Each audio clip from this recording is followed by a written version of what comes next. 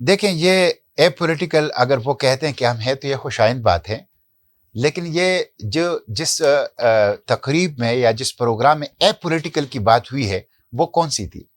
एक जनरल बाजवा साहब की आखिरी तकरीर जिसमें उन्होंने कहा कि हम ए पॉलिटिकल हो गए हैं, और उसी में उन्होंने इलेक्शन कमीशन के ऊपर भी तबसरा किया, उसी में उन्होंने नेब के ऊपर भी तबसरा किया, उसी में उन्होंने पार्लियामेंट की कारकर्दगी के ऊपर भी तबसरा किया, और एक मुकम्मल तौर पर सियासी तकरीर की, और उसी में कहा कि हम गैर सियासी हो गए हैं। फिर इसी तरह डीजीआई ने जिस प्रेस कॉन्फ्रेंस में कहा कि हम ए पॉलिटिकल है, वो एक पॉलिटिकल प्रेस कॉन्फ्रेंस थी। कोलेक्टिवली ये सियासतदानों की नाकामी नहीं है कि वो जब भी देखते हैं कि एस्टैब्लिशमेंट हमारा ये करवा दे, कभी सेनेट के वोट पूरे करवा दे, कभी अदम एतमाद करवा दे या एतमाद का वोट करवा दे, सियासतदान फेल होता हुआ नजर नहीं आ रहा आपको इस सूरत हाल में? सियासतदान न सिर्फ फेल नजर आ रहे हैं, बल्कि उसके साथ साथ नाअहल और नालायक भी नजर आ रहे हैं, और मैं इनको सियासतदान कहता ही नहीं हूं। ये देखें, ये तो माफियाज है, ये पॉलिटिकल पार्टीज, इनके अंदर कौन सी इंटरनल डेमोक्रेसी है?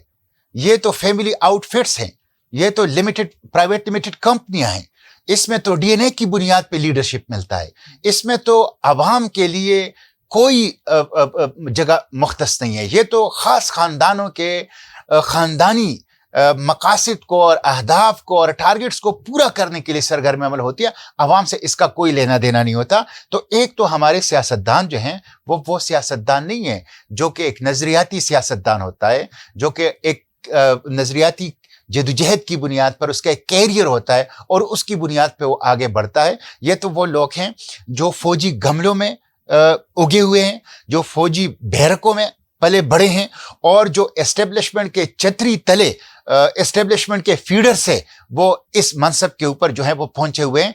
इसलिए वो जब भी देखते हैं तो वो आवाम की तरफ नहीं देखते, वो आवाम से ताकत ड्रा नहीं करते, वो एस्टेब्लिशमेंट की तरफ देखते हैं। और उनकी वजह से आज पाकिस्तान के मामलात में एस्टेब्लिशमेंट दखील है। ठीक है, उसमें एस्टेब्लिशमेंट का जो एक हुक्मरानी का एक उनकी एक लालच है, एक हिरस है, और पावर को हासिल करने की जो उनकी एक ख्वाहिश है, वो भी कार फरमाए। लेकिन उसके साथ साथ बुनियादी नाअहली और नालायकी इन सियासतदानों की भी है।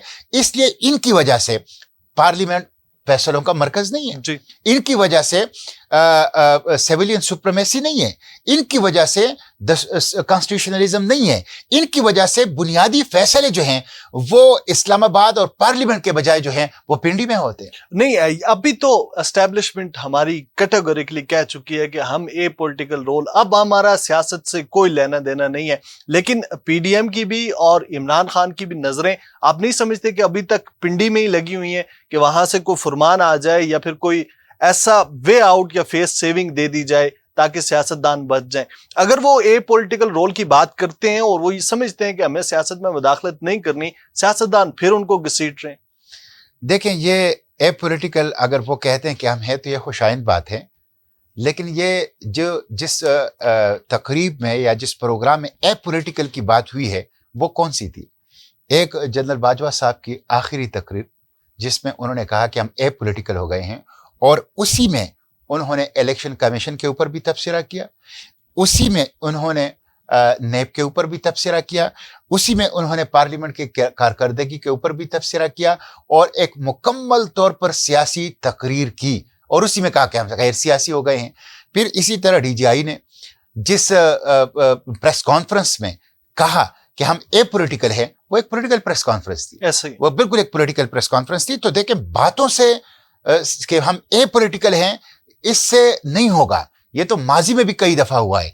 एक्शंस, अमल, स्टेप्स, किरदार, स्ट्रेटजी, हिकमत अमली और ऐसी चीजें जो नजर आने वाले इकदामात की सूरत में हो, वो अभी इंतजार है कौम को। मेरा नहीं ख्याल कि इस वक्त जो सूरत हाल है, जिस तरह मामलात के अंदर दखील हो गई है एस्टेब्लिशमेंट, कुछ उनकी अपनी ख्वाहिश और कुछ सियासतदानों की नाअहली की वजह से कि वो ए पॉलिटिकल हो गए हैं। इसके लिए 5-6 माह जो नया सेटअप आया है आर्मी चीफ की सूरत में, 5-6 माह इंतजार करना पड़ेगा।